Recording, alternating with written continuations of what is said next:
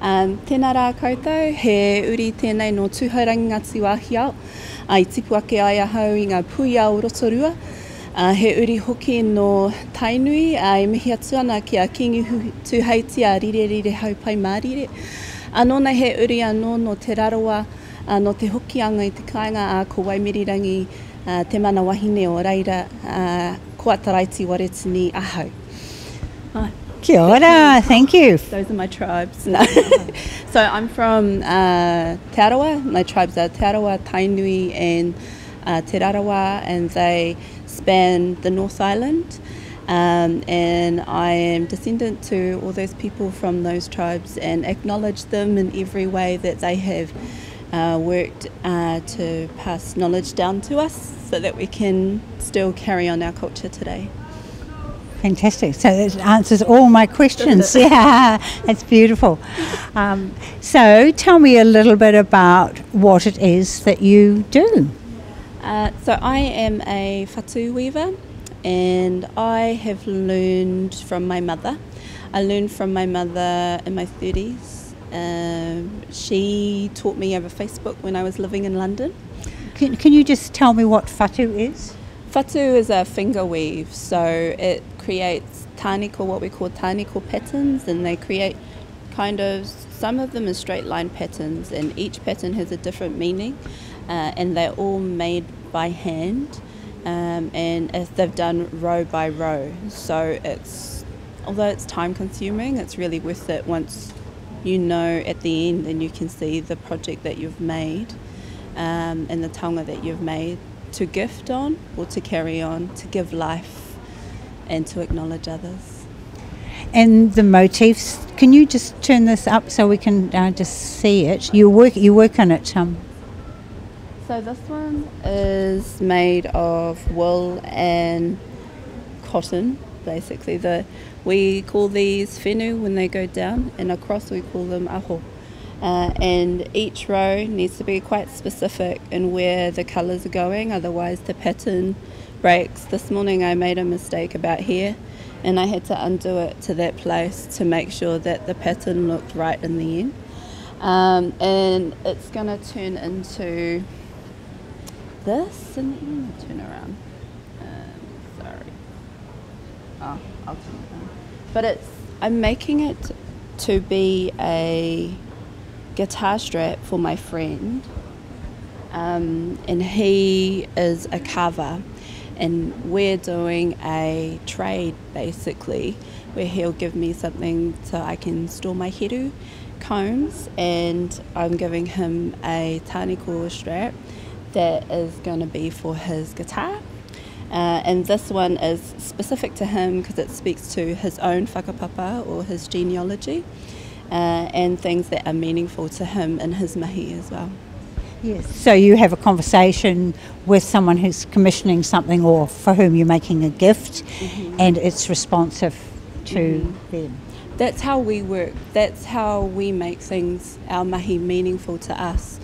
Mum and Dad, they grew up in a time where being Māori might not have been so cool, and so Mum, Dad and Nan raised us to be surrounded by the beauty of Te Ao Māori. I grew up in a kura, in a school where Te Reo Māori was the main language spoken.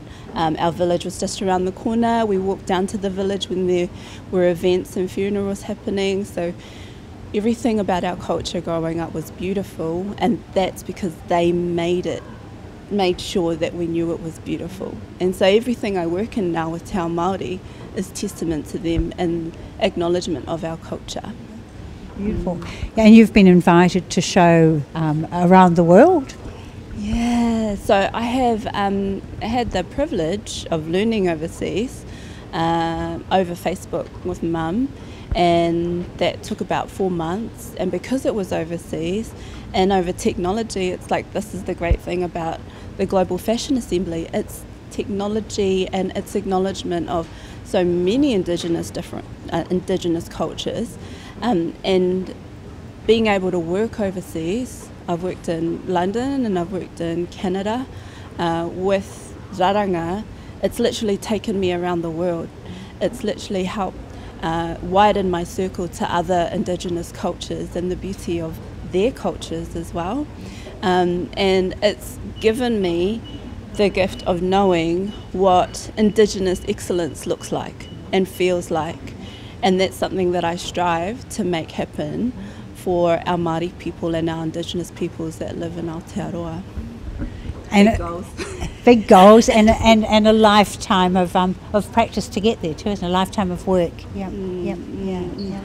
And it's a lifetime of gratitude, you know, because these stories, this isn't my story, this is my friend's story. And there's so many pieces that I have made where people have told me their own personal stories, and they'll never go past me, and they'll all go into the piece. The only thing that I ask when I give it to them is that they give that piece life.